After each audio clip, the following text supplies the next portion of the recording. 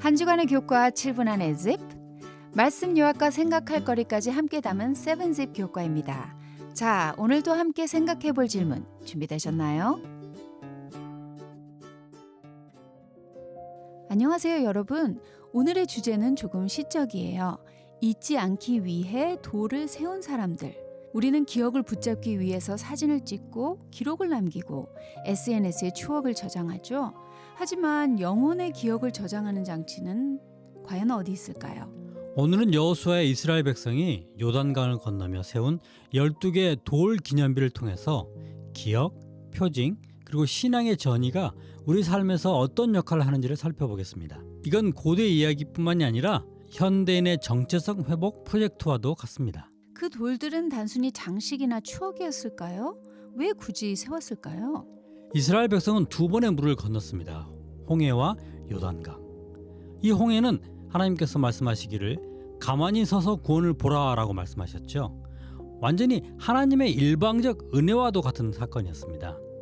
요단강에서는 발을 물에 담그라라고 명령하셨는데 은혜는 여전히 하나님의 것이지만 이젠 인간의 참여와 결단이 필요하다는 것을 말해주는 그런 사건이었습니다. 즉 이 돌들은 받은 은혜를 행동으로 전환하는 그런 지점과도 같은 그런 상징적인 사건이었습니다. 그럼 기념비는 단지 역사적인 증거가 아니라 신앙의 행동 기억 장치였네요. 맞습니다. 여호수아는 후일에 너희 자손이 묻거든 이 돌들의 뜻을 말하라 라고 했죠.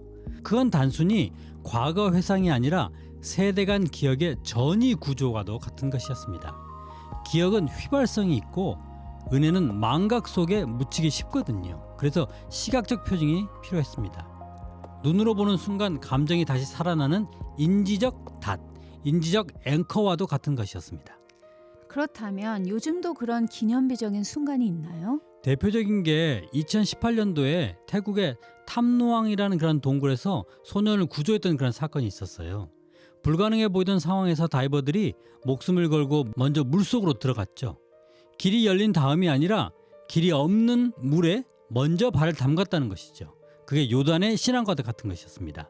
결과가 보이지 않아도 행동해야 한다. 그게 바로 믿음이네요. 맞습니다. 구조 후의 현장에는 기념비가 세워졌습니다. 그건 우리가 함께 엮기에 가능했다는 공동체적 기념물이었죠. 요단의 돌처럼 이 일이 무슨 뜻이냐는 질문을 후대에 던지기 위한 것이었습니다.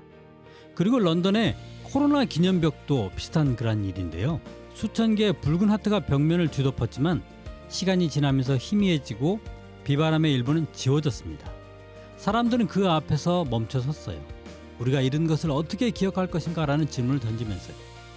기념이란 세우는 것이 아니라 유지하고 새롭게 하는 행위라는 걸 보여준 그런 사건입니다. 우리 각자에게도 건너야 할 요단이 있겠죠?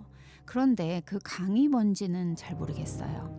요단은 공간보다는 상태를 말해주고 있습니다. 예를 들어서 누군가는 용서해야 할 사람을 마음속에 품고 건너지 못하죠. 요단은 두려움을 지나야만 새로움이 오는 곳입니다.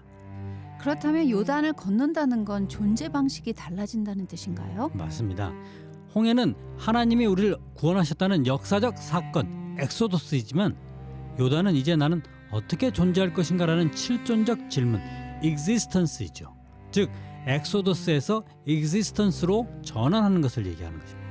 심리학에서는 이것을 전이 경험이라고 말을 하는데요. 인간은 변화 앞에서 불안을 느끼지만 그 문턱을 넘어야 정체성이 새로 형성됩니다. 요단은 신앙의 문턱이자 정체성의 재편 경계선입니다. 그렇다면 오늘 우리에게 필요한 돌은 뭘까요? 크게 세 가지 제안을 드릴 수 있겠는데요. 첫 번째, 물리적 표정을 만들어 보기. 예를 들면 일기장, 사진, 감사 노트처럼 나만의 기억 앵커, 기억의 닻을 만들어 보는 것입니다. 순간의 은혜를 시각화하면 감정이 다시 살아나게 되거든요. 두 번째는 주기적 기억 갱신 루틴을 만들어 보는 것인데요. 매주에 한 번씩 이번 주 내가 건넌 요단은 무엇이었는가를 기록해 보는 것이에요. 단 한두 줄이라도 기억을 언어로 남기면 신앙은 사라지지 않습니다. 세 번째로는 공유 기억 만들기. 나의 기념비적 순간을 누구와 함께 나눠보세요. 기억은 나눌 때 공동체적 의미로 확장됩니다. 즉 도를 세운다는 건 과거를 박제하는 게 아니라 지금의 삶을 다시 깨어있게 만드는 현재의 리마인더네요. 맞습니다. 기억은 단지 과거를 보존하는 게 아니라 미래를 준비하는 믿음의 습관입니다. 오늘날 기업이나 조직도 기억 관리라는 개념을 쓰는데요. 경험에서 배운 걸 시스템에 남겨 다음 세대가 같은 실수를 반복하지 않도록 하는 것입니다. 신앙의 기억도 마찬가지입니다. 은혜를 문서화, 시각화, 공유하는 사람이 다음 세대의 여호수아가 되는 것입니다. 결국 요단을 건넌다는 건 하나님의 구원을 삶의 방식으로 번역하는 일이네요. 그렇죠. 요단의 돌은 신앙의 마침표가 아니라 쉼표였습니다. 다음 세대가 다시 물을 건널 수 있도록 기억을 이어주는 연결점이었죠. 오늘 여러분의 하루에도 작은 요단